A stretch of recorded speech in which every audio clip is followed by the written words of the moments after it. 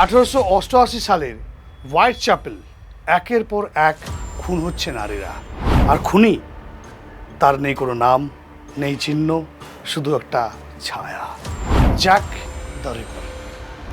সব কিছু শুরু হয় 31শে অগাস্ট 1888 সাল। খুনি যেন চ্যালেঞ্জ ছুড়ে দিচ্ছিল পুলিশকে।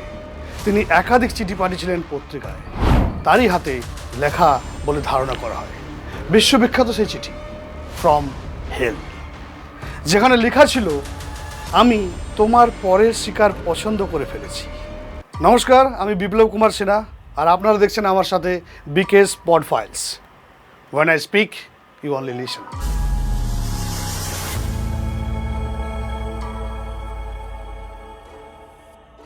আজকে একটা অন্যরকম টপিক নিয়ে কথা বলবো, লন্ডন নিয়ে।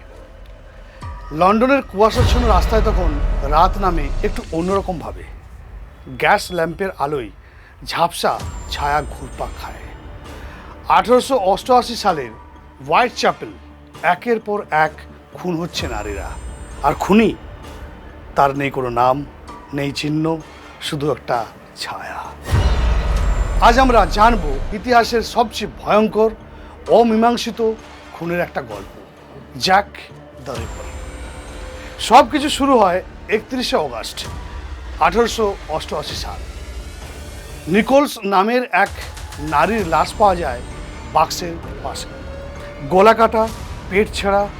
এরপর একে একে আরও 4টি নারী খুন হন: Annie Chapman, Elizabeth Stride, Catherine Eddowes and Mary Jane Kelly. সবাই ছিলেন যৌনকর্মী। খুনের ধরন ছিল একই, গলা কেটে দেওয়া, দেহ কেটে টুকরো করা, অনেকের আভ্যন্তরীণ অঙ্গ বাদ। এটা ছিল কেবল খুন নয়, ছিল মেসেজ। খুনের কাজ ছিল নিখুঁত, এমন নিখুঁতভাবে দেহ কাটাকাটি করতেন যেন সে একজন অ্যানাটমি এক্সপার্ট।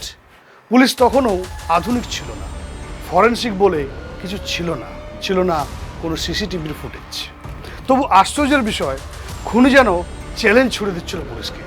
তিনি একাধিক চিঠি পাঠিয়েছিলেন পত্রিকায়, তারই হাতে লেখা বলে ধারণা করা হয়। বিশ্ববিখ্যাত সেই চিঠি ফ্রম হেল, যেখানে লেখা ছিল, আমি তোমার পরের শিকার পছন্দ করে ফেলেছি। চিঠির সঙ্গে একটি মানুষের কাটা কিডনি পাঠানো হয়েছিল। ভয়াবহ ঠান্ডা মাথায় রচিত খুনের ইতিহাসের এমন নিদর্শন খুব কমই আছে। কয়েক ডজন সন্দেহভাজন উঠেছিল সামনে, একজন কসাই, একজন ডাক্তার, এমনকি একজন রাজ পরিবারেরও সদস্য। আবার কেউ বলেন জ্যাক একজন নারী ছিল। তবে সবচেয়ে বিখ্যাত সন্দেহভাজন ছিলেন অ্যারন কসমিনস্কি, একজন মানসিকভাবে অসুস্থ মানুষ। ছিল পোল্যান্ডের বাসিন্দা, ইহুদি, কিন্তু কোনো প্রমাণ নেই। না ছিল সঠিক ডিএনএ প্রযুক্তি, না ছিল ক্যামেরা। জ্যাক দ্য রিপার হয়ে থাকলো এক লিজেন্ড, এক কাল্পনিক ভূতের মতো আতঙ্ক, যাকে কেউ ধরতে পারল না।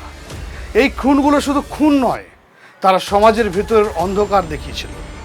নারীর প্রতি ঘৃণা, গরিব শ্রেণীর প্রতি অবহেলা, আর পুলিশের অক্ষমতা সবই যেন মিশে গিয়েছিল এই কেসে। জ্যাক দ্য রিপার যেন এক প্রতীক, যার কোনো মুখ নেই, নাম নেই, কিন্তু গল্প আছে, আতঙ্ক আছে, রক্তমাখা একটা ইতিহাস আছে।